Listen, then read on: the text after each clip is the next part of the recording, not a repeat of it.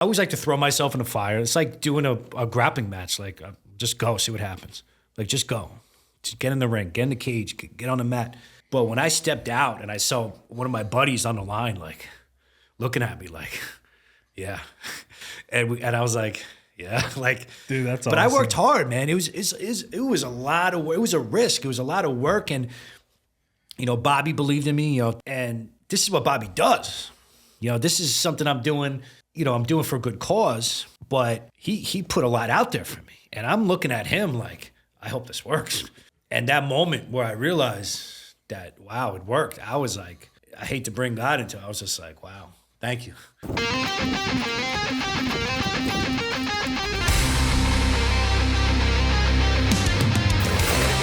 are now tuning in to the Relentless Project.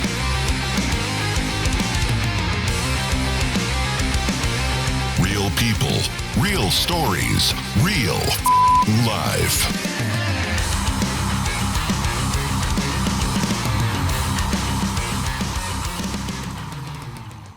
Well, bro, I appreciate you for making the drive. Yeah, man, it was an experience. From the concrete jungle to another concrete jungle, mini one, Pittsburgh. Well, it's funny, not too many people would call Staten Island a concrete jungle, but I did grow up in Pennsylvania. Did we start? What part? Yeah, what part of Pennsylvania? Yeah, we're going, baby. We're going. What part of PA did you grow up? So I grew up in the Poconos. I grew up in Bushkill, Pennsylvania. Oh. I went to East Stroudsburg High School, not the university, the high school. But when I moved there, long story short, I moved there when I was 8, and my parents had divorced. My mother couldn't afford being a single mother anymore in Long Island, is where I was born. And her sister had moved there through marriage. So she wanted to be close to her sister. It was cheaper. And you move to a place like the Poconos, and you're like, wow, I'm getting away from all these New Yorkers. But everyone had the same idea. So it's funny what ends up happening. I went to high school in Pennsylvania with a bunch of people that moved from New York, New Jersey. Oh, right? So it's like being at home in the middle of nowhere. In a sense, and it was very cool because I see it now that I moved back to New York. It was a very good place to grow up in a sense of you only had one school. You didn't have options. So you hung out with kids based on the sports you played, your interests, the activities you were in. So we had a very, very culturally diverse group of friends because we played football, or we wrestled, or you did this, or you did that. You didn't have a choice, and there was nothing to do, right? So it kept you out of trouble. You played sports, and that's how I ended up getting into wrestling. Okay. Yeah. So then your family ended up moving back to New York area. Well, I ended up moving back to New York after I graduated college. My mother stayed out there. She's still in Bushkill. Yes. And for those of you who don't know, this is the one with Joseph Peteroy. Am I saying that right? Peteroy. Peteroy. See, I got led differently. It's all right. This is the one with Joseph Peteroy, and founder and CEO of Heroes on the Mat, which is Yes, sir. cool because we met at Seminar Stack officially. Correct. However, we have been in contact before through Heroes on the Mat, which is through Instagram, I believe. Yeah, which is Correct. very interesting because I think it's a very cool thing. We'll get into that. Absolutely. You're also in law enforcement, CEO in the New York area. Yes, sir. Avid grappler, Yes, sir. black belt in jiu-jitsu. First degree. First degree. Yes, sir. And those are all titles that you were given. I like to start the episode with a question to get the juices flowing. Sure. Those are all things you've been given, right? The job you do. Who is Joseph Peteroy? If someone asks you that, how do you answer that now? Phenomenal question. First and foremost, I'm a father. That's my number one title. I got a 12-year-old boy, 6-year-old girl. Second, I'm a husband. Been married now over 10 years. I believe going on 11 years now. Better hope you got that right, boy. We're not too big. We're not. You can if you push this in. Yeah. You can. So you don't. I always feel like I'm fault. He went down. I went down. But if you push it in, yeah, it'll be so you can't go all the way back. That's how I run it. Because if I do, I'm gonna figure this out. I'll end up falling. But yeah, we're not too big. We're not too big on titles, anniversaries. Even my wife some days would be like, "Wow, the other day was 10 years. I'm like, wow, we should probably go do something. Like That's good. Keeps it light and fun. we're very funny in my house. That's one thing.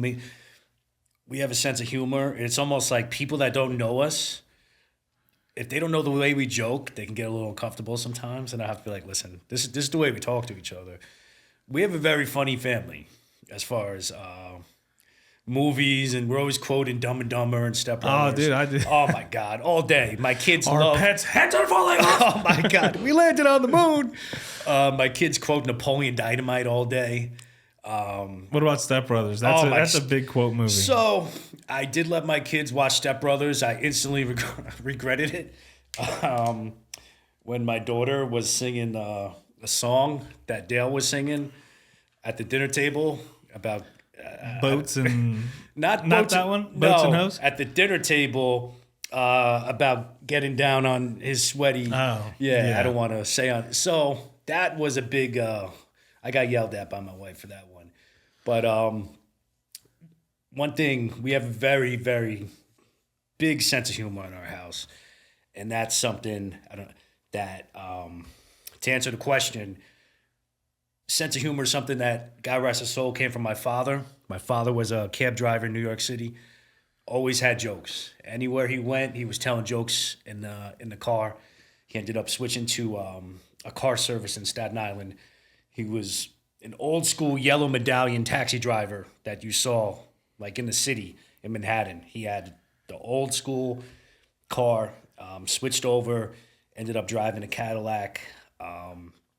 Passed away a few years ago, but Sorry to hear man, hey, it's part of life. But he passed on a sense of humor. I pass it on to my kids, and that is something that you need in law enforcement. I know this is essentially a law enforcement podcast. This is not a law enforcement podcast. No, it's not. No, this Not. is a people podcast. It's a people podcast about people's stories. Okay. Now, recently, I've had Okay. a couple law enforcement officials on. Gotcha. But this is more about like you, right? You are in law enforcement, but Yes. you, like, one thing that kind of stood out to me about you was, one, your approach to people, right? Mm-hmm. Like at Seminar Stack, you were very intentional with people. You were very, like, I felt like I knew you forever, and we had technically officially just met, and that's the kind of person I am, right? Yeah. So those type of people tend to catch my attention. And then, you're doing, obviously, being a CO, Oh yeah, speaks the way you approach it speaks volumes. Heroes on the mat. Like, you're not just a guy in law enforcement. You do things a little more. And that's what this podcast is about, is those who go above and beyond the average. well, I do appreciate that. I feel like me and you had like a similar, going back to sense of humor. Like, I was like, wow, I feel like I went to college with this guy. We're over there at Seminar Stack. So certain people, listen, people either love me or they're not so crazy about me. There's not too many people that are in the middle with me. Just because I feel like I'm at that point in my life I'm going to be 39 on Friday. Still in your 30s. That's Yeah, good. barely. That's good. I'm holding on. But it's just like, I'm just going to be me at this point. I'm gonna be polite, and I'm going to be as polite to people as I can. But I'm not going to, I think at 39, I've figured out who I am, and brings you back to the original question, who is Joe Peteroy? You said, these are titles that are given to me, and I would respectfully disagree. These are titles that I earned. Ooh, Right? okay. I like that. And, that black belt took me about 15 years to earn. I was actually a brown belt for 9 years. But when I say given to you, Yeah. take the fabric off. Oh, no, I Like, you know what I mean? You're still skilled. You're still equipped. Oh, of you're still, course. you know what I mean? But like, when I say given, I always say, because like when you work a job, right? Like, you're a Yes. CO, I'm a cop, I'm a podcast, but like, Of course, yeah. what does that mean? If you put 10 COs together, Yeah. they're all different. And That's good or bad. oh, 100%. And a correctional officer is such a funny occupation when you get down to it. And I'll say this because it's almost different in every state. But in New York City, it's very simple. Like, you have your police officers, you have your correctional officers, different departments. And then it starts to get a little confusing when you get into Long Island, that I notice, especially since I started this promotion, because you can have sheriffs, and some of those guys are sheriffs, but they work in a jail. and then certain guys work on the street. Now, to me, that's confusing.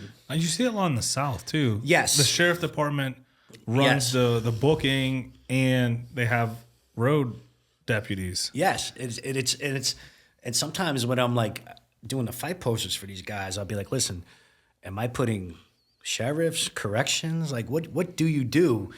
And then they explain it to me, and I still don't get it. And I was thinking about it, and I know I'm going to catch a lot of heat for saying this, but it makes sense because I keep in contact with a lot of guys from corrections that switch to being a police officer.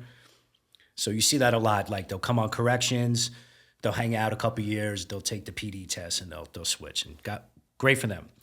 But I think they make the best police officers coming from corrections. And I'll tell you why. Corrections forces you how to deal with people. It's so much of corrections. We wear so many hats. One day you're a therapist. The next day you're a fireman. You're putting out a fire. The next day, you're on the probe team suiting up. The next day, you're getting medication for a guy. Like, you're kind of like good at everything, great at nothing. Like, you ever hear like a fighter that's very well-rounded, but he doesn't have like one set like style? a specialty or a go-to, yeah. But correction officers do so much, at least, and they don't get enough credit for what they do, in my opinion, because we have so much training. I was fortunate enough, I'm a New York State registered EMT as well. So I've done first aid jobs. I've done all these things, but at the end of the day, people just assume being a correction officer, hey, he just works at jail. He's just turning keys. Where if that's the path you choose as a correction officer, regardless of where you work, God bless you. But I knew that wasn't for me my first year in the jail. I tip my hats off to you guys because, like, on the job, I'm in a car. I can go anywhere. I can do anything. If I want to have a coffee from here, I go. If I want to have lunch over here, I go. If I want to pack, I go. Yep. Depending on jurisdiction and policies and all. If you want to stop at your house and grab, like, you can. You guys are locked in a building. Oh, yeah. Especially when you first come on. Because you have to learn a job, rightfully so. And it is, listen, I don't blame people that decide I don't want to be a correction officer anymore. It's not for everyone. And it doesn't mean you're a lesser person or this person's tougher. It's just, where do you want to work? Are you comfortable in that setting? Is that something you want to do? And a lot of people are like, they want to be out on the street, right? Or it all depends what your purpose is for. Right. And if it's not for you, I'm all for leaving, right? Because the last thing you want is that disgruntled, angry, and they're everywhere. All over law enforcement. Dude, and I literally have this conversation with people. I'm like, if it's so bad, leave. Yeah. And it's sad, and this is where mental health kind of comes in. And I'm sure we'll get into that. But it's like some people can't leave. Some people, they think they can't. Or they're so backed into a corner, maybe financially, right, depending on where they are. Or, hey, I'm vested too much. Where am I going to go? I'm too old to transfer to somewhere else. I don't know what the policy's like in Pennsylvania or down south or wherever, but, where I work, certain agencies, once you're 35, they're not going to take you. So now, damn, man. I'm getting there, bro. Yeah. So if you're 36, but if you started and I don't know, I'm just going off of experience. My personal opinion, you can take that with a grain of salt. You will know within the first couple of years if this is for you or not. Oh, yeah. Right? Like, when you start having that, like, this ain't for me, find something. Find something that's going to be for you. Because do you want to spend...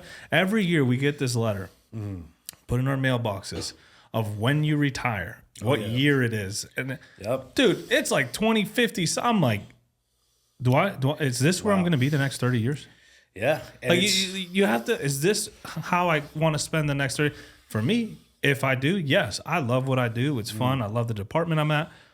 For some people, did I hear about some of these departments, bro? They hate each other. People are trying to get people fired. Guys can't work together. Chicks can't work with this squad. And this. You want to spend 30 years in that and hope that it's going to change? It's if you're not doing anything to change, it ain't going to change, bro. And now is especially I notice after COVID, you're starting to see a lot of these other agencies like down in Florida, Tennessee. I know does it. They're taking out of state law enforcement officer, and I know a couple of people personally that did that, and the grass ain't always greener. I know people who did that and came back. Yeah, the grass is not always greener. So, it's different for every person. Like where you are with your life, where your family is, can you move? And not everybody can, unfortunately. What made you want to get into law enforcement, particularly? What drew you to being a CO, right? Because in law enforcement, you can be all kinds of things, man. I was at court the other day, and I saw this dude come in. I'm like, private attorney. Like, that's a public defender. I'm like, my dude looked like $1 million. Wow. Like, there's so many different things you can do. You can be an ADA, public defenders. That's more the law side. You can be a cop. You can be a sheriff. You can be CO, probation. What drew you to it's a funny story. So I was not a very good student in high school. You're probably fucking around. Yeah. I can tell you right now. Yeah, I got accepted into one college, and I went to that college, King's College in Wilkes-Barre, Pennsylvania. And Wilkes-Barre was something different. I don't know if you've ever been to Northeast PA. I've watched it on Cops. Yeah, I'm sure it's been on Cops a lot. So I studied criminal justice. I did graduate with my whopping 2.3 GPA. And I remember my senior year, we took a trip. We went to Luzerne County Correctional Facility. Now, looking back, this was like a rough, I didn't realize this is kind of like a rough, at least it seemed like that. I'm 17 years old, or 18 maybe. I'm sorry, 20 years old, maybe 21. Many moons ago. Yeah, right? And I'll never forget, the officers they took us to a cell area. An old school cell area that I haven't seen in forever. You could stick your hand through the bars. It must have been a low class housing area for them to bring a bunch of college kids there. But he goes, "Hey guys, go ahead, walk down the tier." So I'm like, all right, I'll walk down the tier. Don't get me wrong, I was nervous. But by the time now these guys are like right here. They can reach out and grab me if they wanted to, right? So I get to the end of the tier and I turn around. I'm the only one from my class that went down the tier. Everyone else is standing there, like looking at me, like, "What's wrong with me?" And I'm like, "What is you guys to go?" So I remember at the end of the trip, one of the correction officers was talking to us, and he was a real nice guy, and he's like, "Yeah, you guys should take the test. It's a great job. Pension, benefits." And in my head, I'm just like, I am never doing this. Like, and now look at me. I work at Rikers Island. And the funniest part about that time, I don't know if so there was a escape from that jail. And the jail wasn't far from the college. His name was Hugo Zielinski. He was like a drug dealer that, if I'm not mistaken, was, this is in Wilkes-Barre, was killing his competition, right? And like burying them. Oh, damn. And he escaped. It was like this old, listen, I might be wrong on a couple of details, but it's. There's probably a Netflix documentary. Dude, There's gotta be. It should be a movie. It was like, if I'm not mistaken, I would love to look this up. He was climbing out a window with his cellmate and kicked his cellmate off. And I think his cellmate died. And he escaped. And he was running around Wilkes-Barre. And they were giving us like emails like, "Don't walk alone at night," and walk in groups. And eventually he got caught. But yeah, Wilkes-Barre was wild, man. So that's wild. So to answer your question, I definitely did not want to be a correction officer at that time. I ended up, once I graduated, I knew that I wanted to work in New York for financial reasons. So I moved in with my dad, who was always on Staten Island after my parents' divorce. So my mom was from Long Island. My dad was from Staten Island. I moved in with my dad, and I took all the city tests you could name. I took NYPD. I took corrections. I took Port Authority. The first job to call me was the Administration of Children's Services. I was actually a child protective specialist for 3.5 years. That was my first job. And that made corrections look like a cakewalk. It Interesting. was, I give them credit, all Child Protective Services. I don't know how it is in other jurisdictions. I know DIFAS is in Jersey. I know, every state or city has a different name for it, but let me tell you, what those, and you're a civilian, you're not a peace officer. So I was a 23, 24-year-old kid getting cases, and you're lucky if you have a partner. I'm new to Staten Island at this point. I'm going into projects at 2 a.m. by myself, right? I'd sticking out like a sore thumb, potentially taking somebody's children. I mean, that's a recipe for disaster. And you guys didn't partner with local law enforcement or anything? Only if needed. So like if I went to a case and I can talk about this because I've been gone from this job for Generally speaking. 13 years. Well, I listen, I'm going to be honest, I never saw a lot of bad stuff physically, but I saw a lot of messed up sad stuff. And I didn't like taking kids. If I took your kids, you really messed up, because it's very hard for you to remove the child, in my opinion, from the home and not make it worse, right? For me to take, say, Mr. Smith's child out of his house and for me to put his child with another family and now he's better there, that means something was really going on, whether it be physical, really bad living conditions. I remember we had on-the-job training for this job, and they took me in this apartment that was on top of a bodega, and I'm just like, why is the ceiling moving? And then the roaches just started dropping on me, like boom, boom, boom, boom, roaches everywhere. And it turned out it was a very bad mental health situation, right? That was my first city job. That was not law enforcement, but it really got me ready as far as dealing with people, de-escalating, because I had to have conversations with mothers and fathers after I removed their kids. That's tough. You don't think they wanted to, to hurt me or curse me out or whatever. And now I gotta help them get their kids back. What do you gotta do to get your kids back? So I did that for 3.5 years. And I just saw, and my heart goes out to the people that stayed there and retired there. It just seemed everybody was burnt out. You're getting case after case after, and remember, you have to see every kid. The way we did it when I was there might have changed. Every kid on your case you have to see once every 2 weeks. I had one case with 13 children. One case, a single mother with 13 children, right? So that's in a month. That's 26 visits I have to do. It could be at the school, could be at the home.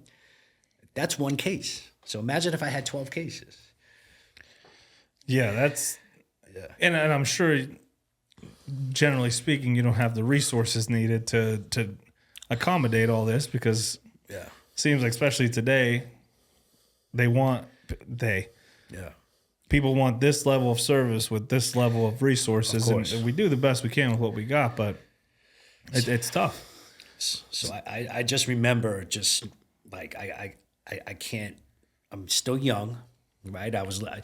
I thought I was making a lot of money back then, and I'm not trying to talk bad about the money that they were making or maybe make now, but I was living in a studio apartment at the time. I thought I was the man. It was my,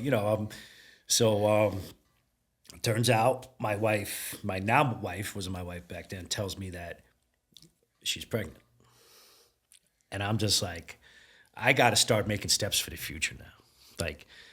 Because once this child comes, it's easy. It's still possible to move around. But I said, let me start laying the foundation now. And I took the corrections test, and I just remember them calling. And,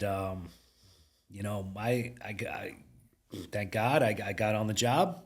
And my son was actually born about a month after I graduated the academy. I thought you were going to say he was born in the jail. No. He was not born in the jail. ADHD brain, bro. And you've been there ever since. Yeah, since January 2013. And what pivotal moments early in your career kind of shaped your views? Because then you started training, right? Or is training something you've always done? You kind of you wrestled before, Yeah. But like you're a black belt now. Yes. Being in corrections, being able to control someone, when things get out of hand, is very important. Oh, yeah. When did that come in? First, when did that come in? That getting into jiu-jitsu, grappling, Well, I regularly. So I started wrestling in 8th grade. I grew up. I was a huge WWF. I wanted to be Hulk Same. Hogan. There you go. See, I knew. Dude, I've had knew. a couple indie wrestlers on here. Yeah. Dude, I like the behind the scenes stuff too. It's like growing indie up. wrestlers are the best. Man. My grandfather, God rest his soul, believed it was real. like real in the sense of like they actually hated each other. And I remember one time I spoke up and I'm like, well, the stunts are real, but this is all script. He threw a pan at me. He's like, no, Stone Cold. Did you sell it when it hit you? so I thought I thought ECW was real. I was like, I know WWF is fake. We used to stay up till 1 a.m. Me and my best friend, God bless his soul, Mike Trimble. We used to stay up till 1 a.m. to watch reruns of ECW on some local network. And I knew that wrestling was scripted. I'm not going to use fake because my buddy Chris Dickinson will have my throat. He's a former pro wrestler in Japan. But I said, you know what? Let me do this high school wrestling stuff until I graduate and I can go do this. I'm sure it'll help because I don't think Kurt Angle was around yet. But Pittsburgh boy. There you go. He's here. Clarion, yeah. So I actually use his protein with the Project One Nutrition. They have a cookies and cream protein. It's the Kurt Angle protein. What a story, man. What a story. I read his book, man, and everything he went through with Dave Schultz and the Foxcatcher camp and into the Olympics. I gotta get him in that seat. Yeah, man. I want to itch his. You itch will. his mind. But so from wrestling, I wrestled in high school. I was a good wrestler. I wasn't a great wrestler. Like where I wrestled in high school at the time, it's the Lehigh Valley. I mean, I wrestled. We got thrown to the wolves, dude. Like I remember wrestling this kid, and I was like team captain, and this kid was young, a grade below me, and I was like, I got this. Took me down, let me up. All right, no problem. Took me down, let me up. I said, all right, I see where this is going. I ended up following him in his career. Ended up being an All-American at Cornell, D1. Like, and this was everywhere. It's like, yeah, that's why he beat me. Yeah, right. So, like I said, I was good. I wasn't great. I wrestled my freshman year of college. I wasn't crazy about it, so I started getting into jiu-jitsu. Now, I got into it in 2005. So now we're talking literally 20 years ago, exactly. So this is before it was cool. Now there's a jiu-jitsu gym on every corner now. I drove about 40 minutes back each way, twice a week. This guy taught out of this karate school with checker mats that used to rip the skin off of your feet.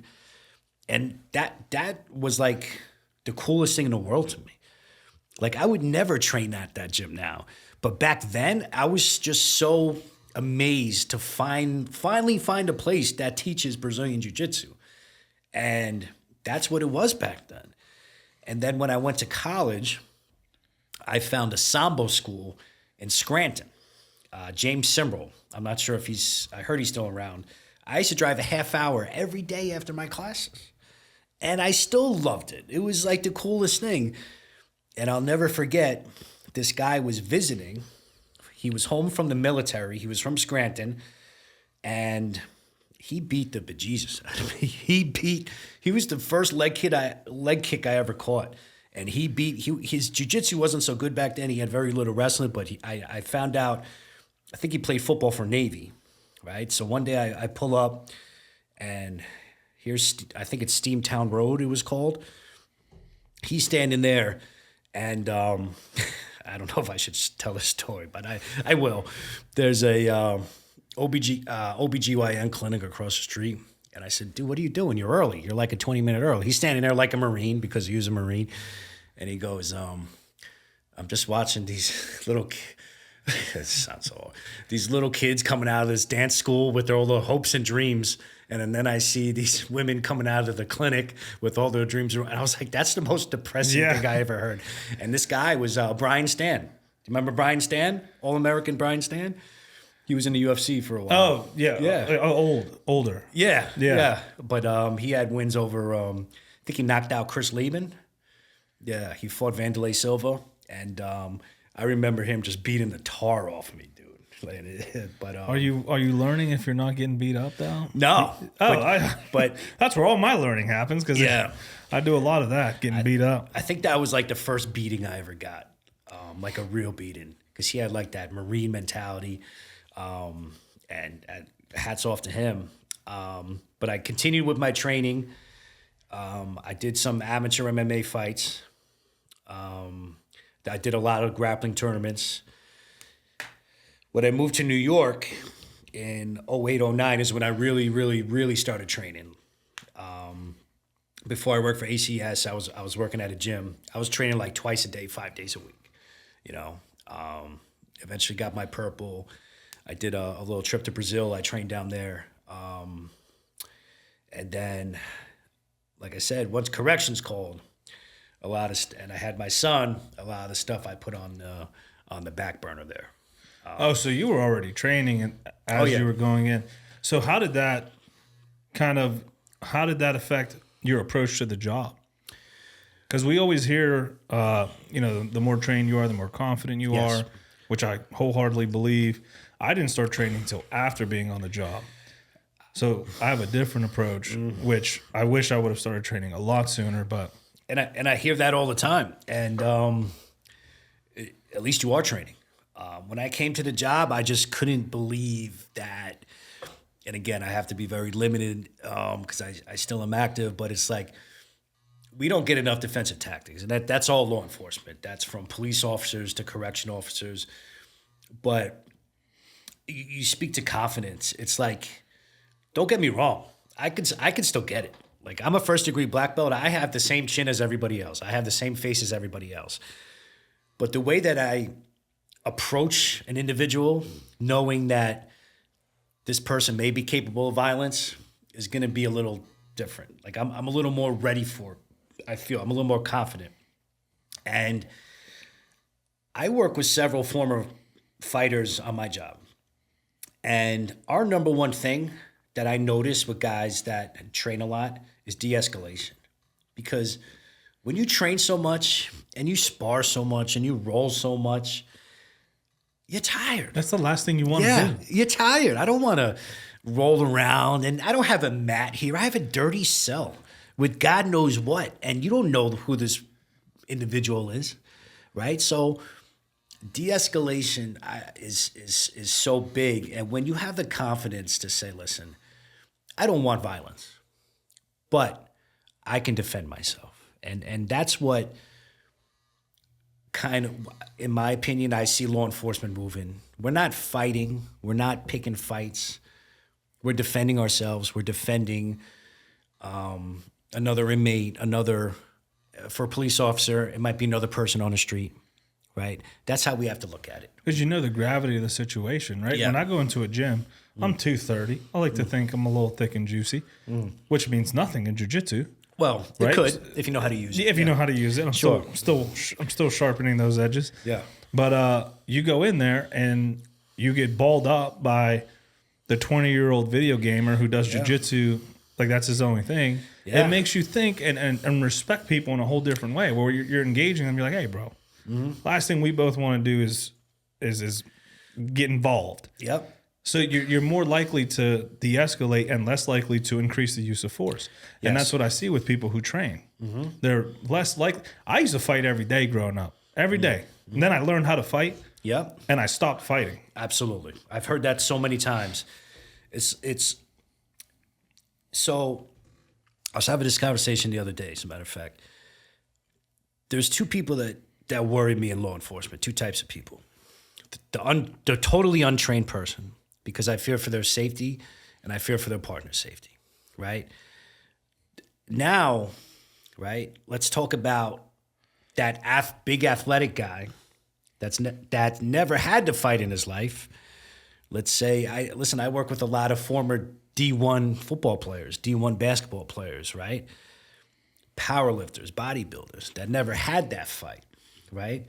Because they never had to fight, right? If you're 6'2", you're running who's fighting you? If you're a big guy playing football for, name a local school out here for Pitt, that guy had very few fights in his life, okay? I'm not saying he can't kick some ass, but I worry about that guy having that bad use of force that ends up on YouTube because he's lacking that control that you and I get from training. There's two sides to it. Yes, you want to be trained. Yes, we are trained. Yes, we have that confidence. But you also have to know when is enough. When is the situation over? When that individual stops resisting, I'm sorry. I can't think of one situation where it's not over, right? Now you want to start talking about mechanical restraints, putting that suspect or individual on their side to avoid positional asphyxia, right? That's when that stuff comes up. Don't get me wrong. And for police officers, I know it's you want to make sure there's no weapon, right? And we do too. Our weapons are just usually going to be different. We're usually dealing with sharp objects and, I can't even imagine dealing with guns. I mean, still the sharp objects is what I feel is I mean, guns are dangerous, but you can hide those anywhere. Yeah, right. Well, like I don't know if I've told this story, but I remember my last department. I was interviewing a guy who was transported, searched. I made the mistake. I was new. I didn't search him myself. Oh wow! Dude, in the middle of the interview, a knife comes out. Oh wow! It's like. Yeah. And I wasn't training then. I just held on. Yep. And just started headbutting. That's all. But now that's deadly physical force. He has a weapon. So why can't you headbutt? Listen. Well, and you can, but the more you know, the more equipped, right? Because you can. And I love when I'm training. Would you have headbutt if that was you now? Would you have headbutted him? Oh no, 2-on-1. Probably took him down. Pin, staple the arm, which comes with training. And when I'm training in service guys, and they're like, "Well, I just pull my gun," I'm like, "Do you know how bad that sounds?" So you're actually a great example of what I was just explaining. So how long ago would you say that story was? Probably 7 years ago. So 8 years ago. Let's say I'm Joe Peteroy, attorney at law, right? That's reviewing this case, or investigator Peteroy, whatever you guys have out here. I'm watching that use of force, or whatever you guys call it, a use of force. Yeah. Okay. I'm watching that use of force that you just told me about. And I'm watching the same situation, but let's say it happened yesterday. Which one do you think looks better? Probably the one happened yesterday. I definitely the one that happened yesterday. Yeah. And that's my point. You're a big dude. I mean, you're 230 pounds of twisted steel and sex appeal. I'm not saying squishy steel. Yeah. Listen, I'm not saying you can't kick ass. My point is, I don't want you to kick ass unless it's absolutely needed. I want you to do your job. I want you to wrap this guy up. I want you to take him down. I want you to restrain him. And yes, this is the terminology that I'm using, right? Because this is at least policy, and the country is going this way, right? And everybody needs to train. I don't care if you're that 30-year-old woman that's, God bless you, that's coming on the never had a fight in your life, or you're that 6'4" former defensive end from Penn University coming on the job. You almost made it pro, but you hurt your knee. Now you're in law enforcement.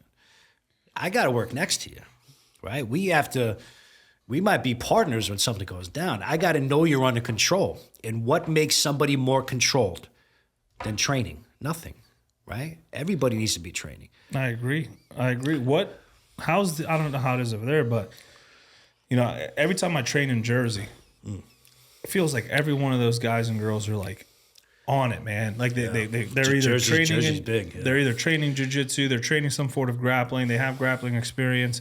And the classes tend to go smoother because everyone has some sort of experience. But then when I go somewhere else, you have people who have been either forced to be there. You can tell they don't want to be there. Now they have to be, and their approach to training is vastly different. And you get hurt. That's a shame. Listen, I've never gotten hurt in my life going full speed. It's always when I'm dicking around or I don't feel like being there. That's when you're going to get hurt. And it's like, I know you had Timmy Ball on the show not too long ago. Shout out Timmy Ball. Yeah, totally rolled up. I was going to wear his shirt, but I went with Project 22. I wore it the other day. I didn't even realize. It's a comfortable what shirt. a great dude, man. But did you meet Bill Bonque? His I did not. What an awesome guy. But when you first meet him, hey, Bill, you don't know, like, he's just got this stone look. It's like, I don't know if he loves me or hates me, but it's just like, that's just him. And he just straight up abuses law enforcement officers that don't train. Like, he's just like, there's no excuse for it. And that's kind of where I'm getting at this point, because it's like, just ask me. It's just like, you don't have to ask me. There's other people too. But for you to just assume that you're going to have 20 years or 22 and a half years or possibly 30 years of law enforcement and not encounter some kind of physical resistance or altercation, you got to know what you're doing. It's like going to the gun range. I didn't know how to shoot the first time. I never heard a gunshot until I went to the gun range. I was one of the people like, oh my God, like, that's a gunshot. It's an explosion in my hand. Yeah. And it's like, no, I wasn't even holding the gun yet. It was just the instructor. It's like, guys, this is what it's going to sound like. And I was like, wow, can I do this? But I'm not saying I'm a great shot, but I learned to do it. So why are some departments going to the gun range twice a year, but you're doing defensive tactics twice a year or once a year? What's that telling me, right? And what's sad is most people will go their whole career without having to use their firearm. Yeah. I don't know one person who's gone their career without having to go hands-on. Every time you arrest someone, you're going hands-on. There's always the possibility that they're like, never mind, I don't want to go to jail. Yeah. It's more likely. Dude, and PA just passed a couple years ago, mandated control tactics, 4 hours a year. And you know what that curriculum is? What's that? Handcuffing. Beautiful. And handcuffing is important, but it's like, what else? Well, there's so many things before handcuffing. Yes. Because what the mistake we see is people pull, hey, you're under arrest. And then what do? Pull out their handcuffs. He's not controlled. No. He's not in a controlled position. Now, the only thing that allows you to handcuff him is if he says, you have permission to handcuff me. Yes. That's the only thing. He's going fight or flight. Or it's you just put the ball in his court. You might as well have just asked him, like, hey, you want to come to jail? Let's say there's a 90% probability he's going to comply. He doesn't want to get in trouble, right? I think Tim Kennedy actually did a podcast about this. This guy doesn't want to get in trouble. But there's a 10% possibility that this guy's going to take off or he's going to hurt you, right? I don't know about you. I don't want to get hurt, right? I got 2 kids, right? And I'm not as young as I used to be, right? I'm getting older and older. Some of these kids, they're getting younger and younger, it seems like.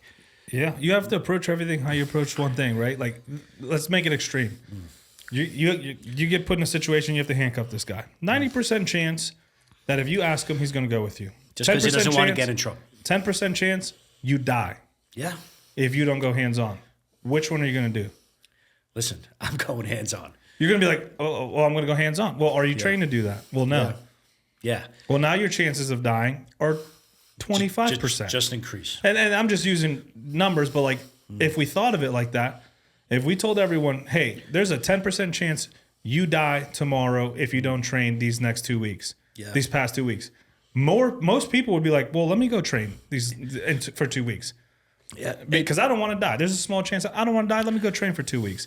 Yeah. But we don't approach it like that. We go, oh, there's a small chance, but it hasn't happened yet, so I'm fine. I'm comfortable. Yeah. We hide behind this shiny badge and this metal thing on our waist. But and I work with not my department because we train a lot, but I've been surrounded by people who go, I'll just pull my gun out. Yeah. Okay.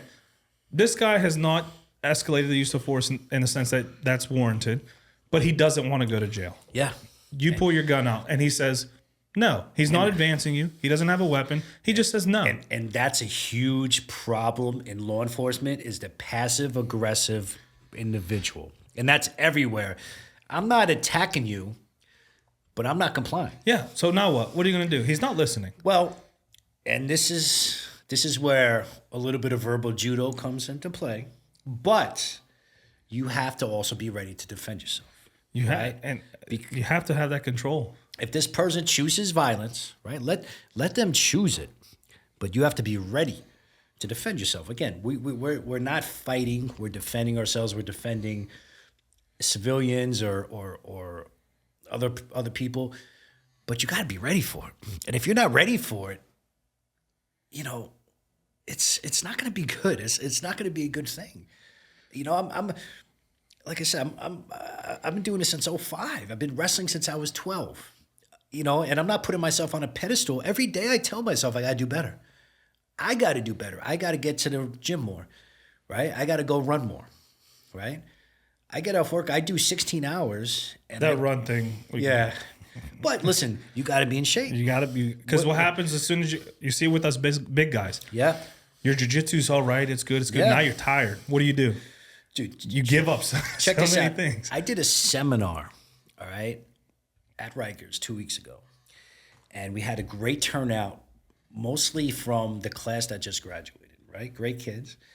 Turns out, I don't think he'll mind me telling a story. So I'm on overtime. We end up wrestling. I didn't know he was a former either pro or MMA fighter, right? I'm just thinking it's like some, athletic looking kid. All right, I've done this 100 times before. Now we're scrapping.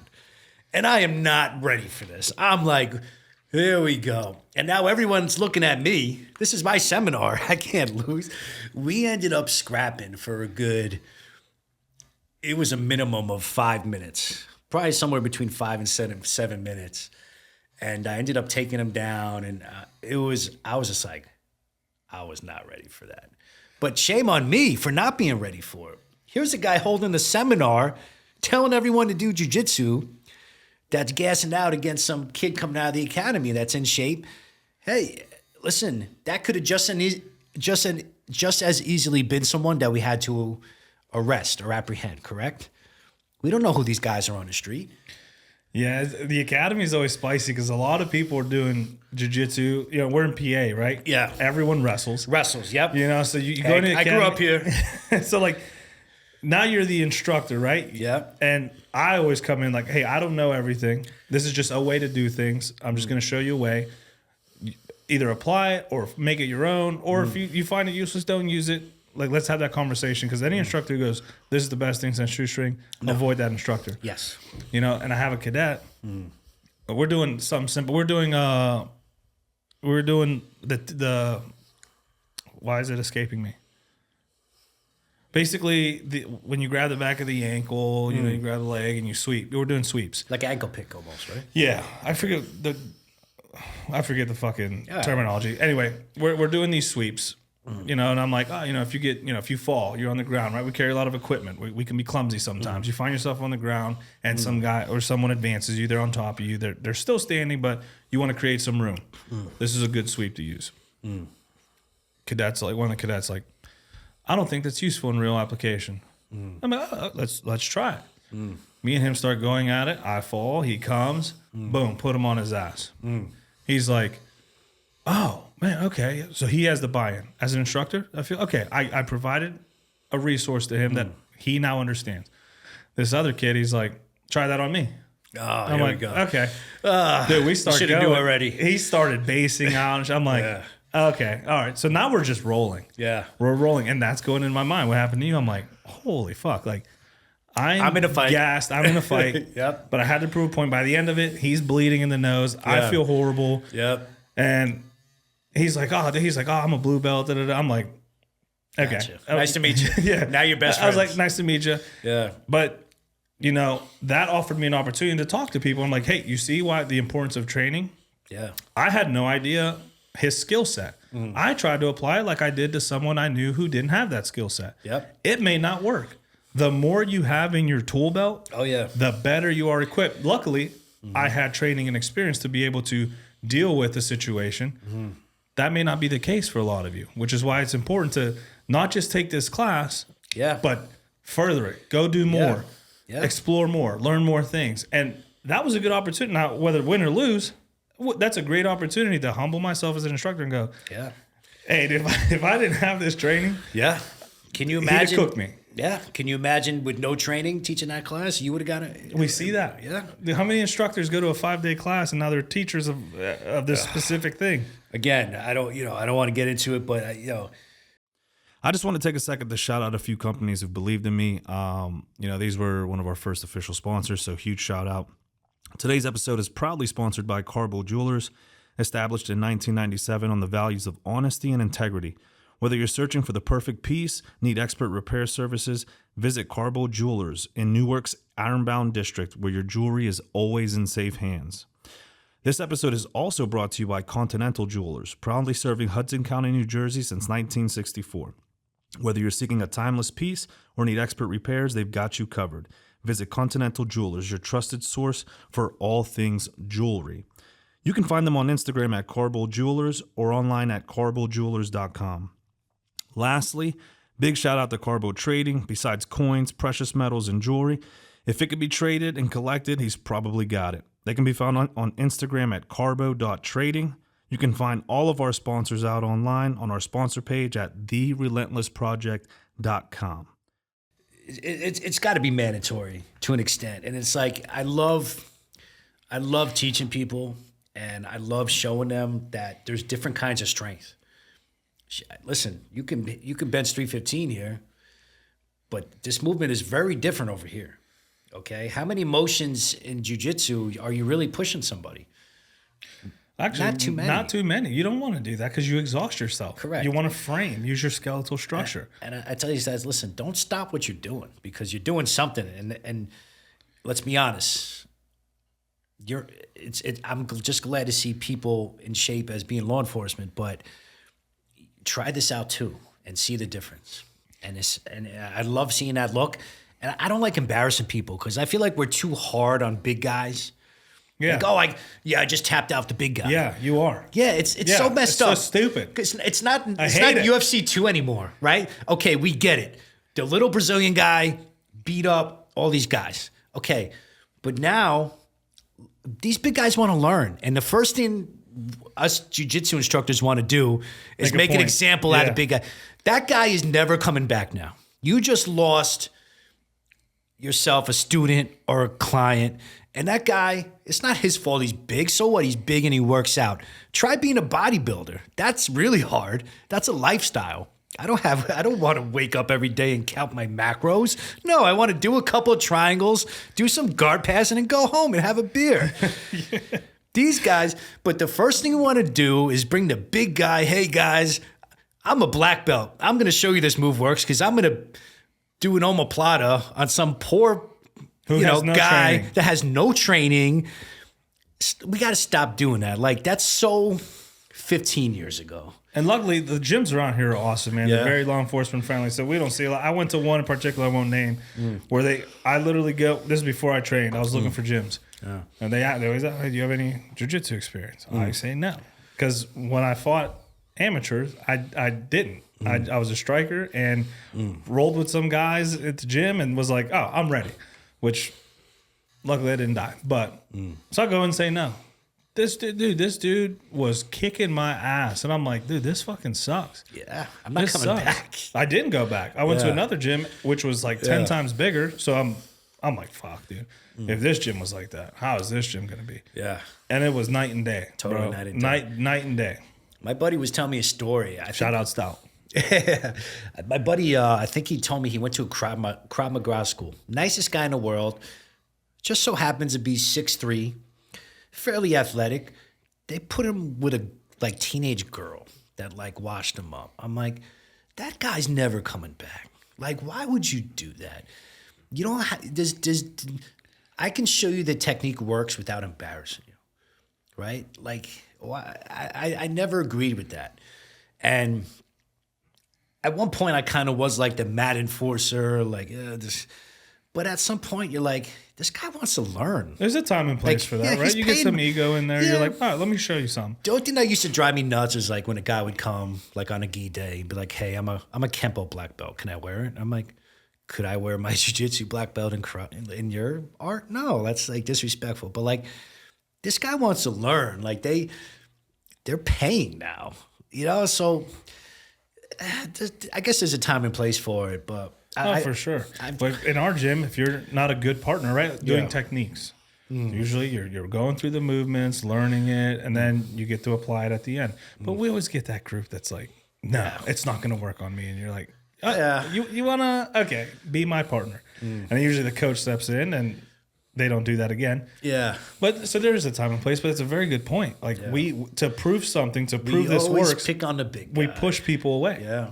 And it's not a good look, especially for cops that, they might have been 50-50 on going in the first place. Now they're like, fuck this. And now they're like, I'm going back to the gym. They're like, fuck. I'm just going to get big. Yeah. And, listen, we act like, the sport has changed so much. Like I remember when I got my blue belt, I was coming out of wrestling. I learned an arm bar, maybe a couple of submissions. I was doing like the Mark Kerr can opener that I saw like Mark Coleman do in Pride. And, I learned a sweep. And they're like, hey, you're a blue belt. I roll with blue belts now that would have been brown belts easily when I got my blue belt. The game has changed so much. And I see a lot of schools now, they want their guy to win a big tournament, so they don't promote him for a while. So you end up having, a purple belt that's been training for like 12 years. I'm like, and now he's facing some like poor kid that just got his purple. And the evolution is insane. It's gotten to the point, going back to strength, that we used to say, oh, don't use your strength, don't use your strength. I always say, learn to move the right way, but when it's time to go, use that strength, because that's the way you're going to fight, right? We talk about law enforcement finding that knife. When it's time to go and your adrenaline's pumping, and now you're like, oh, wow, this guy's trying to kill me. This guy's sharp, and it's going to poke me. And you're not going to go 50%. You're going 100 miles an hour. So I never had a problem, as long as you're safe, using that strength. Because I may not like using it, but that might be your thing. Strength is a strength, bro. Like when people are like, oh, man, the infamous dig, right? Oh, you're strong. Yeah. Thanks. It's like saying, hey, you're mobile. Stop using your flexibility. Yeah, like you're mobile. Hey, stop using your cardio. Do me a favor. Next round, throw up in the middle of the round. Stop using your double joints. Yeah, exactly. Like you're strong. There's no two ways about it. The only thing is when you're practicing the move, I would say try and be a little more graceful with it. So now, let's say you face a stronger guy. That's the problem. Let's say you're the strongest guy in the gym. You never have a guy in the gym stronger than you. So you know what it feels like yet. Now you got some guy on vacation who wants to see the Steelers play, beat my team, the Jets. You're like, wow, this guy's stronger than me. I never did this move to someone stronger than me. You understand what I'm saying? Yeah, it's happened to me where I'm like, this sucks. Is this what people... I am going to approach training differently now because this sucks. Luckily, I'm usually with bigger guys that are always stronger than me. So I know how to, kind of outslick them most of the time. But just practice the move a different way if you can. It's like being ambidextrous too. Try it on the left enough times. Try it on the right one time. And see how you feel. But strength is important. Glad that's cleared up. But you hear that, everyone? No, but so how did this lead? You're training. You're in law enforcement. How did Heroes on the Mat come to be? Because I think it's one thing to train. You went above and beyond. I was like, let's put a promotion. Let's make a promotion that highlights the people in this field getting after it. So it's always really been an idea of mine. So what happened was when I first got into the job, I did a lot of boxing fights. Wasn't nearly as successful as I was at jiu-jitsu, but it's big in New York City. I don't know if you guys do it out here. They'll have like NYPD versus FDNY. That's cool. Versus corrections. I think sanitation has been getting in on it too. Suffolk sheriffs do a lot of boxing too. So I was like, man, we need this for jiu-jitsu. And I always said it for like years. I said it, and finally one day I was like, I think I'm gonna do it. I'm just gonna do it. And I met Bobby Campbell through a mutual coworker. Bobby Campbell runs Jackhammer Promotions that I do my co-promotions with. So Bobby has put on over 100 kickboxing MMA shows. Whatever he's doing out in Long Island is working. So he believed in me. I went with him to an idea, and I said, listen, I got this. You know, it's the first night I met him too, and I'm like, I think it's gonna work. And we went to Mulcahy's, and he's like, hey, you want to do this? And the owner of Mulcahy's was like, let's do it. And a lot of people were excited about it, especially out in Suffolk County, Long Island. You know, like Chris Delaney and all these guys. Suffolk County has their own team. They were really excited about it. And it hit a certain demographic of cops and firemen and correction officers and court officers that are getting into training. It hit that demographic. And then it also, and this is before I opened it up to military, by the way. So military's in Yeah, too. so I didn't start doing military till Heroes on the Mat 2. So I'll never forget Heroes on the Mat 1. We just didn't know if it was going to work. Like, I knew that I was going to I had my matches made, I had the card made. And I just remember, like, being at the door, because I'm dealing with the coaches, I'm dealing with the ISKA, the commission, and my wife texts me, and she's like, you got to come outside and get me. So I go outside, and the line was wrapped around the door. And that was the moment I realized this worked. Like, not I did it because the show just started, but I was like, wow. This has potential. Like, I didn't believe in myself until that second. Like, I was so, I always like to throw myself in the fire. It's like doing a grappling match. Like, just go, see what happens. Like, just go. Just get in the ring, get in the cage, get on the mat. But when I stepped out and I saw one of my buddies on the line, like, looking at me like, yeah.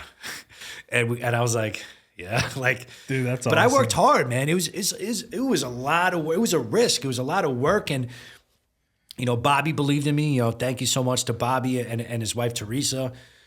And, and this is what Bobby does. This is something I'm doing that, I'm doing for a good cause, but he put a lot out there for me. And I'm looking at him like, I hope this works. And that moment where I realized that, wow, it worked, I was like, I hate to bring God into it. I was just like, wow, thank you. Love to bring God into it. That was my old man up there. Like, I got you. What show are you on now? So Heroes on the Mat 4 is this Sunday, October 5th. Where's that going to be? Back at Mulcahy's. I did my first show completely. So Heroes on the Mat 1 and Heroes on the Mat 2 and Heroes on the Mat 4 are all co-promotions with Jackhammer, which is a great thing. I love Jackhammer. I love Bobby Campbell. Heroes on the Mat 3 was the first time I ventured out on my own, and I did a show in Jersey, and it was a big Jersey showed up, man. Jersey showed up. Yeah, I think I know. Yeah. Did it Nick funeral. Yes. Nick was supposed to be on Heroes on the Mat 2. He was scared though, right? I did not He say bitched no. out. I I hope he listens to it. Dude, he's always in my DMs talking shit. I'm getting some interference here. It's listen, I'm gonna tell you this, a difference between like that I noticed like dealing with Bobby, who deals with Bobby Campbell, that deals with his fighters, and then dealing with me is like my guys are all, for the most part, aside from the guys that retired, like there's a couple of retired cops I've had. I know Billy Yates, Dan Sia. And then a lot of the military guys aren't active anymore. But besides them, 80% of the guys have work Monday, right? And Which is so cool to me. Yeah. So a lot of guys have conflicts with their job. Remember, I have military guys. There's correction officers that are also active National Guard that got called up when that stuff was going on with the state corrections. So they're fighting, they're grappling for me on Thursday, call me up Friday morning, hey, I got to pull out.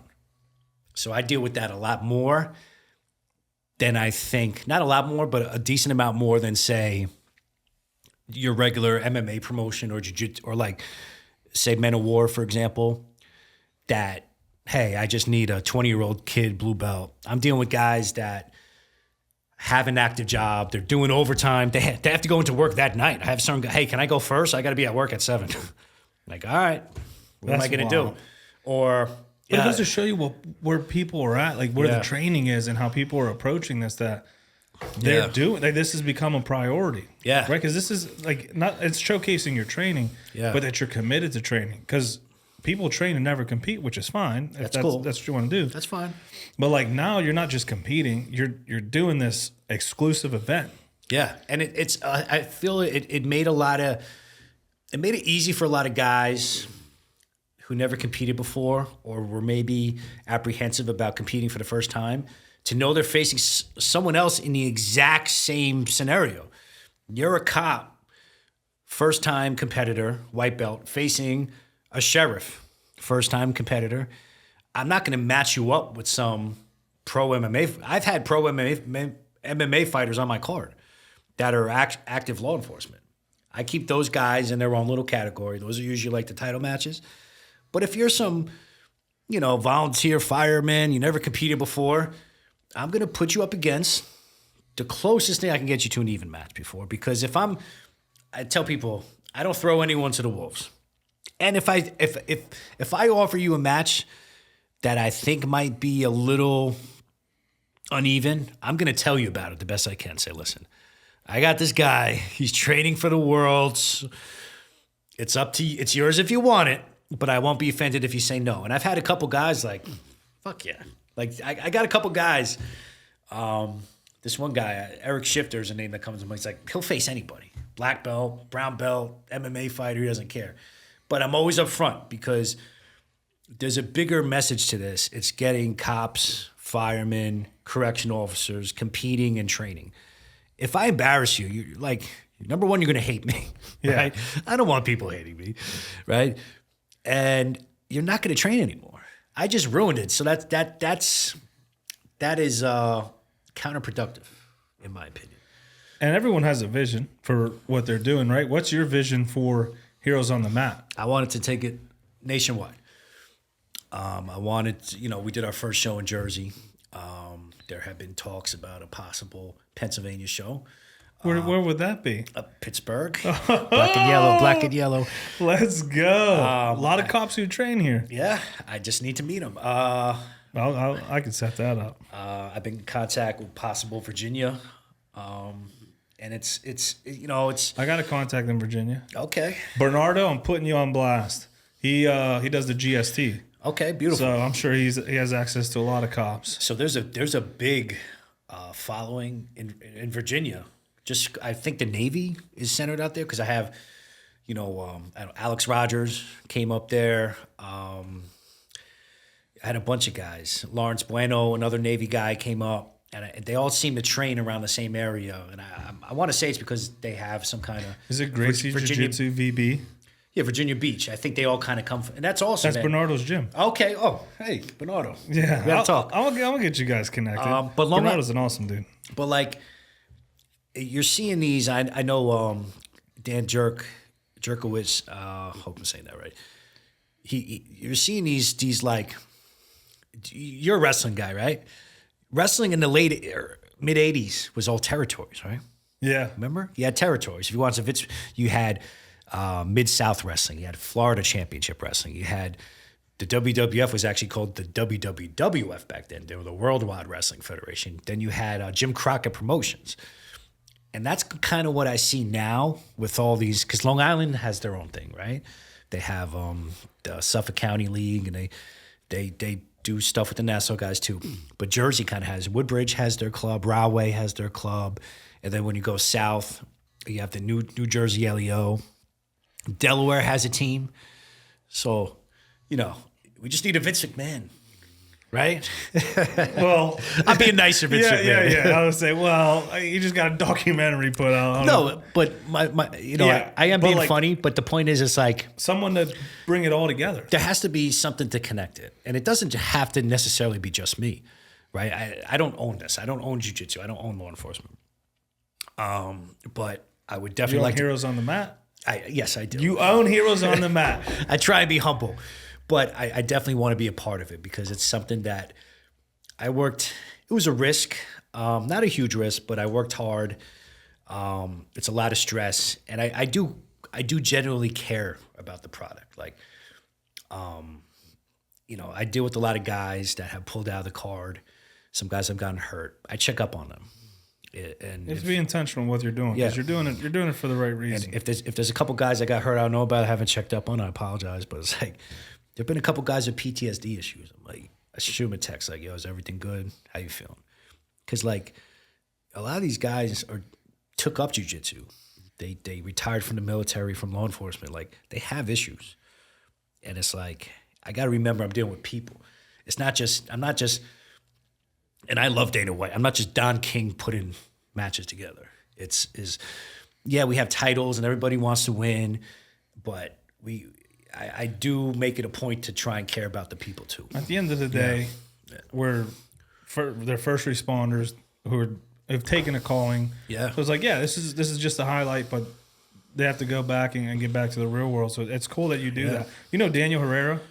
I do not. So he was just on the podcast. He goes by Officer Danny Safe. Okay. Big jiu-jitsu guy. Nice. He's out of Miami area. Cop out of Miami. We got to put him on a card. Yeah, man. I want to see because he's a built looking dude and he grapples. Yeah. But he's an SRO now, so I don't know if he's been slipping in his training. We're gonna have to see that. Listen, we get him on there, get him on the card for sure. Listen, I put in Dylan Royce and Will Luchin on the last card was big for me. Norman Shack as well. I took my EFC class with Dylan. Yeah, great guy. Good dude. Very nice guy. Solid dude. Very very approachable as well. We got 2 black belts on the next card. Baddest nurse out there, Brandon Violante, good buddy of mine. You open this up to nurses too. Yeah, if they're first Dude, responders. I love it. First responders, dude. Come I on. love it. Bro, when shit goes down, you're going to want a nurse with you. Well, I know, That's a but first usually people responder. don't encompass them. So No. I'm glad that's a thing because that's another thing you're seeing. A lot of hospital staff, nurses, Dude, hospital staff gets assaulted all the time. all the time. And now they're training. EMTs. We had this kid come out from Chicago. He was like really good. He was an EMT, and So we don't need to be in there with them. yeah, right. We always I'm have to get into the bus with them. Like, hey, you got it. You're good. Yeah, EMTs, paramedics, man, you're a first responder, and EMTs get assaulted all the time. And I think in New York City now, I think they're wearing bulletproof vests. Ours does for any we call them 302s or like mental health stuff. They come out, and our fire too, dude. Our fire has vests too. It's crazy what it's gone into, but dude, I think so much stuff happened like during COVID. It's like I don't want to go down the rabbit hole with it, but it's like we'll be here another 3 hours. yeah, Easily. It's like, why are you attacking firemen going to put out a fire? Like, what are you getting out of that? I get cops, right? We're taking your liberties away. We're the punishment in the eyes of the public. But like fire, EMT, nurses, like they're there to help you no matter what. Yeah. We may be arresting you. I not to say I agree with it. I can wrap my mind around it. That's why I never take anything personal. Right? Like, I'm arresting you. You don't want to be arrested. This makes sense. I don't agree with it. That makes sense. But like, these are men and women who are putting themselves in the line to just help. And they're not even peace officer status. Yeah. And my hat goes off to EMTs and paramedics because, like I said, I was blessed enough to get certified, and going out with them in the field was like, they don't stop. It's so weird. This can be specifically based in New York, but it's like, you might be based in, say, South Brooklyn and pick somebody up, and that hospital, it might be a burn center, right? It might be a bad burn, and you have to go to Harlem Hospital has the best burn unit. So you just go from Brooklyn to Harlem, and they're not. Now you got another call, and it's like, I really hope I don't think they get paid enough. It's not all about the money, but man, it's the only way you show appreciation, right? Like, Nurse Week. Let's put it on social media. Yeah, we're the Cool. EMTs. But EMT Paramedics, like that stuff is hard. Dude, and to tell you what, there's no one I'd rather see than when we get one of those calls. What? And then that paramedic comes or that EMT unit comes, you're like, oh, And, Yes. And I love, like, you know, when we're at the hospital, it's like some of them end up, I try to pick their brain because I like the EMT stuff. I kind of like get off on it. It's like kind of a rush for me, like going on a scene and just figuring it out because it's never what you think it is or how the call In my comes last in. department, we had to be EMTs. Oh yeah, that's how it Yeah. should be. At least in a specialized unit, right? Well, everyone had to be Yeah. EMTs. Good. It was it was like 1 square mile too. So we had paramedic, we had ALS, Yes. cops who are essentially ALS now because they're EMTs, and then fire was also ALS. Yeah. All three of us were responding in like 1.3 square miles. Yeah, man. And then you come out here, we don't have to be EMTs in this area. That's cool to know. Yeah, but like it's the paramedic stuff, bro. Having to put your own IV. No, I don't do needles. Yeah, I don't like needles either. But that EMT school, boy, that was a lot of work. I give my hats off to them. So yes, nurses, first responders, EMTs, first responders, paramedics, first responders, and even with the military thing. The reason I didn't open up to military in the beginning is because I'm not military, and I didn't think it was in my area to do it, if that makes sense. Like, I didn't want to offend anyone. Like, I didn't want people coming out and be like, "You're not military. What are you doing?" It was actually the referee at my first show who was Army, did I think 2 tours overseas, was like, "Dude, when are you gonna open up to military?" And from there, people were DMing me like, "Hey, I'm not a cop, but I'm in the Navy," or "I'm not a cop, but I'm in the Coast Guard." And I was just like, you know what? Let's do it. I asked a couple guys. I was like, one of my buddies that works a Marine. I'm like, "Would you give me your blessing?" I was like, "All right, we're doing it." And It's bigger than you think, dude. I Yeah. was at an event here, and I think it was a referee who was off. He wasn't refereeing. I'm not going to say the name of the event because I don't know how other Yeah. promotions are. But I'm standing there, and I ended up going in uniform because I couldn't. I was working, so I stopped by. It's in our area. I stopped by, showed my face because my team was competing. yeah, And this ref's like, "Hey, dude, you ever heard of Heroes on the Mat?" And I'm like, yeah. We actually, I think we've messaged before. He's like, you should do that. So you should. So Pittsburgh, dude. yeah, I'll get my ass whooped in my city. Let's not. Come on, But man. no, and dude, that's why I wanted in Pittsburgh, man. Like, Yeah. I would love to. I would love to see other guys and women I train with. There's a lot of cops who train here. Yeah. You know, and you know, with seminar stack, with schedules and stuff, it's so hard for them to up and leave and drive 3 hours, go to seminar stack and come, which I think Yeah. is an amazing thing. But dude, having it in Pittsburgh, having these men and women able to like let people like us. Let's see, people who train, people who go above and beyond. Let's see where we're at. You know, because a lot of people are going to be competing with each other. Yeah, and it's you know what I love about the shows, and this is what I got from Dave Sieve and who runs the NYPD boxing fights.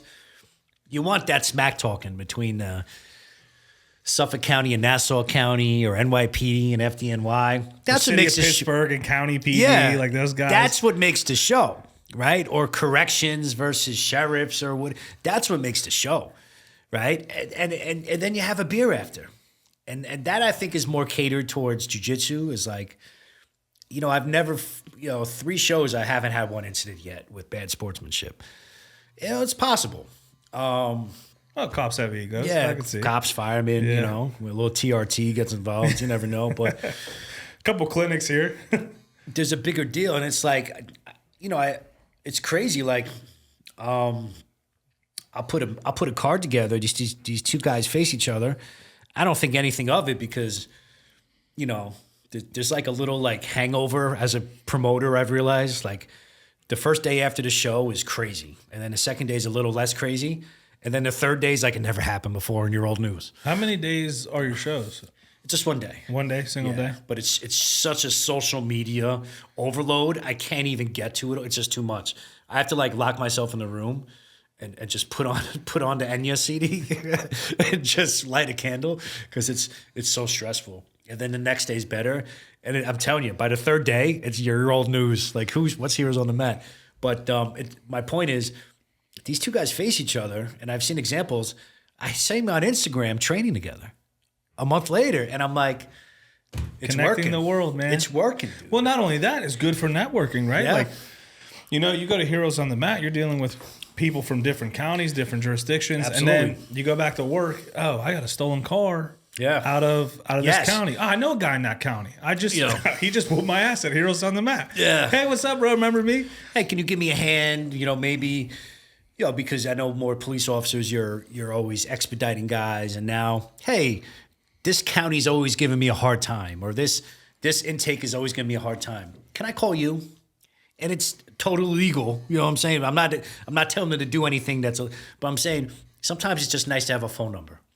Because I'm gonna be honest, when I know you through jiu-jitsu, to me that's special. Like that's a special thing. Like we practice killing each other. Yeah.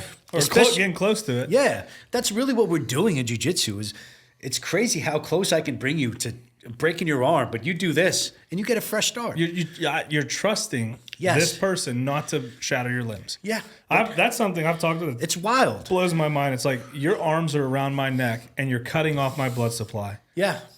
And either I pass out because my ego gets in the way and you let me go. Yep. Or I tap you a couple times and you let me go. Yeah. And then you fresh start. And the beauty of it, I think the small advantage jiu-jitsu training has over boxing training, and I love boxing training. I love boxing. I'm one of the few jiu-jitsu guys that have got in the boxing cage. All right, so Boulder's Boxing, right? I speak very highly of you all the time. You can't spar hard every day. You're not going to have a long career. You're going to break your hands. You're going to break your jaw. You're going to get hurt. You're going to be banged up. You can train every day, but, you know, boxers that spar hard a lot don't have a long career. Me and you, once we get in really good shape, we can roll hard almost every day. We might need a day rest or two, maybe, you know, depending on our age. Joints are sore. Yeah, we're going to be sore. But, dude, we can go every day, multiple times a day. Dude, there's like 70-year-olds rolling now. And that's another thing. I'm telling somebody the other day, like, you'll never see somebody start playing football at 50. Oh, I'm 50, bucket list. I want to go join the Pop Warner football team. Doesn't happen. Or maybe you'll see like a couple boxing. But dude, I see so many people start jiu-jitsu at 50, at 40. Start. Hey, I retired. I don't want to die. I don't want to die young. My joints are messed up. I can't run. I'm going to do jiu-jitsu. We've all seen it. Tailor it. You can tailor it. You can tailor your training that suits you. But that's why I love, especially when people who are new, they're like, "Oh, I don't have my conditioning." You don't need conditioning. And here's the best. You'll get it. Here's the best. Oh, I had shoulder surgery, dude. I had elbow surgery. Tell the person, hey, go with someone you trust. Hey, listen, I got a banged up shoulder. Okay, no Kimaras or no arm bars, right? But Americanas are still good. Yeah, right. Not good. Yeah, right. But yeah, it's so adaptable, you know. And I got both my kids trained. They both compete. My 6-year-old daughter's actually competing the day of Heroes on the Mat 4. On the card? No. She's a little mini hero. She's doing a local tournament. But the school they go to is phenomenal. So big shout out to Glory and Ali and Coach Omar. And their kids' program is like off the wall. Like that's awesome. And I help out with the kids' class the best I can, but jiu-jitsu in my house is mandatory. I am the parent that forces my kids to train. Hey, you're doing good. You're doing good. When they grow up, they'll respect that. Yep. How do you measure the impact of Heroes on the Mat on the lives of like first responders? Like, is there what have you seen since starting this? I'm gonna tell you a story. About a guy named Tim Berry. I know in the write-up you're gonna. What's my favorite story? I've been waiting to tell a story. A guy named Tim Berry. He's from Shark Tank. He's a brown belt, I believe. He did my first card. He was the first guy from Shark Tank ever to do Heroes on the Mat, and he was a former collegiate wrestler, brown belt. Probably not the guy that's gonna win the bodybuilding competition, right? Little. Hefty guy, and when he got in a cage, he brought his family, right? He brought I think he had 2 young kids, maybe more. Brought his wife, and I knew he was facing a guy that was pretty good, and I knew Tim didn't care, and so he got in a cage, and a couple of people were kind of like, people are quick to judge someone based on physiques, right? And it was a scrap. Tim ended up having a very good match and lost a tough decision. But I tell you, when he got out of the cage, his kids were looking at him like he was Superman, right? I made that happen because his kids never got to see him wrestle in college. They weren't alive yet, right? His kids, I don't know how long he knew his wife, but like he got to show his kids just a glimpse of maybe who their dad is. And that night when he went home and their kids was like, my dad got in that cage, man. My dad got in there, man. Wow, that's my dad, And it's like, you see Tim probably mowing the lawn, might have a Coors Light, it's flip-flops, but you may New not Balances. think. Yeah, with the ankle socks. Sorry, Tim. Just all of this is good stuff, I'm saying. But some of these guys on the card could have really been somebody. Not to say that they're not somebody now, but they could have went into the UFC. Or they were this close to going to the Abu Dhabis, right? Or maybe things didn't work out. Or maybe they never got that chance to highlight their skill. Yeah, to say, and that's why everyone's like, why do it in a cage? I said, originally I didn't want to do it in a cage, but a lot of these cops and older guys, they want to say they stepped into the cage. And it's like, wow, I got in the cage. And it's like, to see his kids looking at him, I was like... You know who does cage grappling? Here in Pittsburgh. Yeah. Just saying. All right. The foundation is there. But, and then, a lot of guys reach out to me as like, man, you're doing a great thing. And I know it's helped a lot of people, especially with things like mental health and PTSD and just giving them something to train for, especially if they're retired or they're at the end of the tunnel where I can see that finish line coming up. I've gotten a lot of good feedback, and I'm going to be completely honest with you. When I first started this, it was just an idea. I didn't realize how much good was coming of it. That's not why I started it. I'm going to be straight up honest. I just want to see what would happen.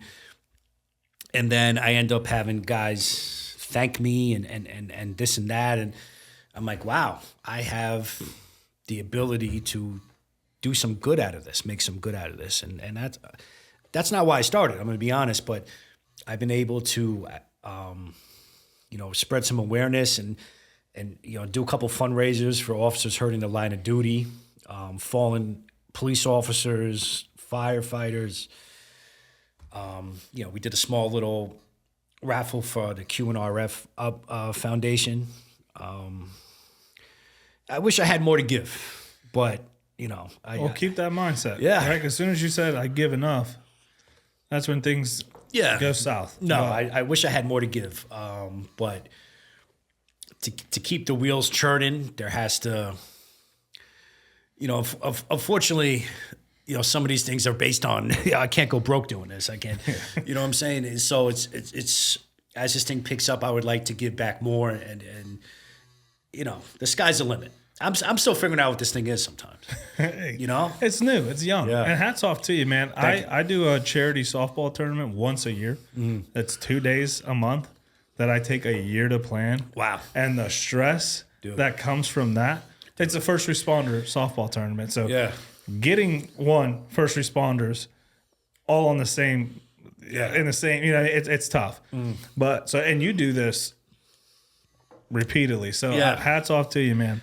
Thank you. What advice do you have to someone who is listening, who's like, man, I this sounds interesting. I want to do this. I'm not sure if I'm there yet. Like, what advice would you give someone looking to integrate grappling, martial arts, either for the personal growth or for work? Just go. Just go. The hardest belt to get, I know I've said this before, it's not a black belt. It's a white belt. Because so many people don't start. You have to start. It's going to be a little rough in the beginning, but it gets better. It's addictive. And you just got to get in there. You got to find, the right gym. It's going to be different for everybody, depending, if you're a former athlete or wrestler. But definitely look for a gym that wants to teach you, not that wants to make an example of you. And that's something we spoke about earlier. anyone that wants to reach out to me on social media, Heroes on the Mat, I could do the best I can to find a gym. I'm not too familiar with the whole area. It's crazy. You're just telling a story. I was just down in Nashville. I came back last night. Me and my wife went on vacation, and I trained at Brazilian Jiu-Jitsu. And I didn't know it was gi. I brought my no gi stuff. So they're like, "Do you have a belt?" And I'm like, it was a little embarrassing, but I'm a black belt, right? I don't have it. But I said I could be a white belt today. I said I had no go on the mat, and ended up speaking to a couple guys. And they're like, "Yeah, I'm from Queens." And I'm like, "Okay, yeah, I work at Rikers." I'm like, "Yeah, I run Heroes on the Mat." They go, "That's you." And it's like, it's just my wife's like, "Wow, they knew of it." I'm like, "Yeah, I guess." I just try and stay humble. Isn't that beautiful? It's a beautiful thing, and it's like I don't. You don't put your face on your stuff. I've noticed that. I tried because it's not about me. Yeah, it's not about me. It's. I've been told to do it, and I'm like. Well, the class we went to, we both did it together. Like, you got to put yourself out there, and we're both like, we don't, we don't like doing that. I try and be humble. It's like I said. I know. During that seminar, he said that I might change my mind, but it's just hard for me because it's like I really support my guys, like my competitors, like Alex Rogers. I know he has the Let's Find Work organization. I'm still waiting for a rash guard from him. Like when guys, they try to make their own clothing brand. I'm like, dude, let me buy one. Let me get one. I'll repost your stuff. Just tag me in it. Like, if you do my clothes, you're my guy. And it's like, don't think that because you're facing this guy, he's my guy too. You're my guy. I don't take favorites. I don't do that. I'm gonna make things as fair as possible. If you compete me, we're all on the same side at the end of the day. Law enforcement, military. Not that where it gets anybody, but I'm not gonna take favorites. Yeah, we're in a community that understands each other a little better. And no, that's dude. When I go to the fights or when I go, like, dude, I went 3 hours away, and I got approached, and they're like, "Oh, you do the podcast?" Yeah, the Relentless Podcast, they always call it. I'm like, the Relentless Project. But yeah. The Relentless Podcast. I'm like, "Oh yeah." And they're like, "Oh man," and you hear that feedback, and I'm like, "Oh man, this is landing to someone." Yeah, and that fuels the next episode, and then that fuels the next conversation, that fuels the next thing I'm doing, because it's easy to get on here and talk, and then I leave. I'm like, man, like I just said a bunch of gibberish. But when you get that feedback, it's like one more. And I always tell people, that's what Relentless is about. It isn't about being perfect all the time or being great and starting. Like, to be great, you have to start. Yeah. And then that develops. But if you never start, you never do that thing you want to do, you never seek training, you never start that business, it's never going to be great. And it all starts with an idea. I'm sure once upon a time you said, you know what, I'm gonna do this freaking podcast that I've been talking about. So I was listening to a book at the gym. Yeah. And then I love talking to people. I'm that dude. I'm Puerto Rican. We talk a lot. Yeah, I love talking to people. Yeah. So you know. Yeah, trust me. I love talking, and I always found myself having these conversations, and I'm like trying to repeat that conversation to someone else. I'm like, man, you had to be there. You have to meet this dude. You have to meet this chick. Like, their mind, the way they approach life, the way they approach, you just have to meet them. Yeah. And then I was listening to this book, and I'm like, the Relentless. Okay. The Relentless. Dude, we're always a project. Yeah. We're always working on ourselves. Like, those who seek greatness are always evolving, always changing, always adapting. The Relentless Project was born. And then I sat on it for a long time because I didn't have the balls to sit in front of a camera and a mic and talk. Now look at you. Now look at me. I can't stop talking. Saying balls on camera. Yeah, I can say balls on camera because I could do what I want. Not really. I feel you have to surround yourself with people that motivate you too. It's like, I've been stagnant before too. It's you got to look to people that motivate you. And they say never meet your heroes, but I'll listen to them. And I love listening to like Matthew McConaughey is a bit. I love hearing him talk. David Goggins is a big one. Find people that motivate you, and who motivates you may not motivate me, but certain things just light a fire under my ass. And when I get really motivated, I get a chip on my shoulder. And it's like, there's people that want to see me fail. And that's what gets me fired up. I won't give them the satisfaction. Yeah, that's what fires me up is there's people that want to, just waiting, just watching my story, not liking it, but they're there just lurking. And I'm not going to give them this. It's like the Rudy scene, right? When he quits and the custodian comes and catches him in the stadium. You ever see Rudy? That's my favorite movie. And he says, you ain't got to prove nothing to nobody in your life but yourself. Right? And that's sometimes the worst thing to hear. Yeah. Because you're thinking about quitting, and you're like, damn, why am I there? The worst thing, like, to me personally, is like you can put so much pressure on yourself sometimes. And it's like, you can't worry about how you look to other people. You have to, understand, like, you with your show, it's like, it's already a success. I appreciate that. It's if you, and I pray to God that you don't fail. But if you did, you only failed because it was so successful to begin with. Yeah, you can't fail something you never started. You can't fail something that didn't have movement. Correct. That's a good way to look at it. The higher you go up, the bigger the drop is.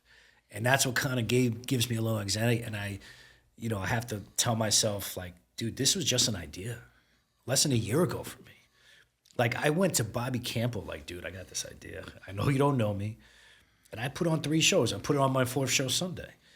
I've got 7 champions now. I've got guys. I got a guy come down from Canada, from a agency in Canada, right? For me, because he believes in me putting him in this cage, right? He wants to do heroes on the mat, and if I fail, it's because I succeeded first. I'm gonna ride this thing. I'll be that guy driving a car with nothing on the wheels left. I'm taking this to the end. Pressure is a privilege, man. Yeah, man. Pressure is a privilege. You have to put pressure on. You have to learn how to deal with the pressure, and again, worrying can be a very bad thing, right? Sometimes you have to have faith, and again, I don't want to make this into a religious conversation, or unless you're really willing to go down that rabbit hole with me. But I'm a believer, and I always tell people this: you can always learn something from someone, even if you don't agree with everything. Yeah. Right. So, like, if you're taking something from me, my faith has a lot to do with it. Yeah. Doesn't like I'm sorry. Actually, I'm not sorry. But again, people who don't share the same faith as me, I don't look at you any differently. Nope. Still love you. I still love you, and if I can learn from you, I will. Yeah. I will, because that is my calling as a man. Mm-hmm. I want to learn, I want to grow, and I want to bring up as many people with me as I can, even if I am not the one up there. Yeah, dude, there's nothing more I love seeing than someone who comes on here and talks and shares their stories and their goals and their ambitions, and I see them succeed. Yeah, payment in full. That's it. Yeah, people always like, why don't you charge? Why? I get to have access to people who are being vulnerable, who are sharing their personal life with me. Why? Why are you coming on this little podcast to share your story with someone you don't really know? That is a privilege to me. Absolutely. I will never take advantage of that. And then you succeed, awesome. Yeah. And who do you think is going to take you with them? That person that you charge, or that person that I learned I had a former coworker from Hong Kong that told me a Chinese proverb I'll never forget. Treat me good, I'll treat you better. Amen. Treat me good, I'll treat you better.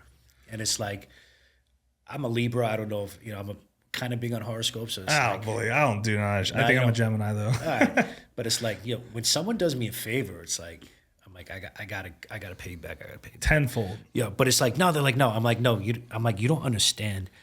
I won't sleep until I pay you. Like, and the problem with me, I try not to take that into the negative aspect. When people do me dirty, I try to work on forgiveness. Hey, there's two sides to a blade. Yeah, but that's something I'm still working on. But when people you look out like Bobby Campbell, like believing in me, and Mulcahy's like, if I ever make it big, like they're gonna be the first, one of the first ones. Like, hey, you believed in me. When this was an idea. When this was an idea, you want to keep those people close to you, like Dan Jerk that does the podcast for me. He just loves that stuff. It's like, if I ever make it big, like you're going to be the one that comes to me. And there's always going to be people that see the success, and they're going to hop on the train. And you can't blame them for that. They're smart. But you really got to remember those people that like, yo, I believe in what you're doing, man. I think you can do this. You had a bad day, you hit a speed bump. Okay, so what? Those are the people you keep with you. If you remain relentless in your pursuit, you're bound to find success. That's like the Relentless Project. It's exactly it. Well, brother, I like to end with this because we've talked about a lot. You've shared a lot about your story, what you do, and why you do it. Yeah. After this episode airs and people have listened to it, what's one message? If you can pick one message, what's one message you want people to take with them? Just if there's one thing I've learned through this journey, that's it might still be in the beginning. It might be, I don't know where it is. Believe in yourself. The same way you did when you had your idea. Everything starts with an idea. Amazon, I'm sure, started with an idea. Start in a garage. Start in a garage. If you have an idea that you believe in and you really want to work, take that risk, right? Start thinking about it. You know, you don't have to put a crazy amount of money into it. You may not have to put any money into it. But if you really, really trust, no one will believe in yourself more than you do, right?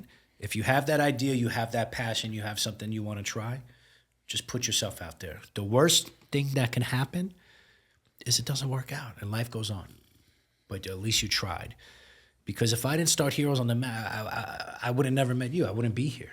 If you didn't start the Relentless Project, you wouldn't be here. I wouldn't have conversations with 107 people. Yeah, 107. Look at that. I'm 107. But it's like, I'm not going to say you'd be in a horrible place, but it all started with an idea. So my message is just believe in yourself. You can do it if you work hard. Appreciate Be that. relentless. Be relentless. Where can people follow you online if they want to know more information about the event or follow you? Heroes on the Mat. That's our Instagram. There's an E in that.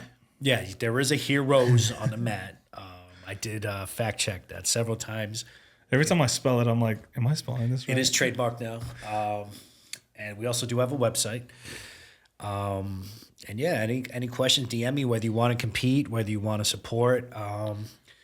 You want to send me a nasty DM, I take those too, whatever. He's from New York. Yeah, right? So be careful. Yeah, so... I'll be swimming with the fish. Hey, forget about it. But Heroes on the Mat. To my house, you disrespect my family. I know it was you, Fredo. Well, brother, I appreciate you for driving 6 hours. Yeah. Or more to come on and share your story. Yeah. Go follow Heroes on the Mat online. Check out what they're doing. If you're a first responder and you're looking to see where you're at, sign up for the card. Maybe you get on, maybe you do well, or maybe you learn something. Either or, it's a win. Absolutely. And follow Relentless Project online. We are Relentless, PRJCT, in everything. So, I'm going to end with that. We are Relentless. That's how I'm going to end it, bro. I appreciate you for coming on. This is the one with... Thank you so much for having me. Joseph Peteroy, and we out. Stay relentless. Thank you, sir. Appreciate you.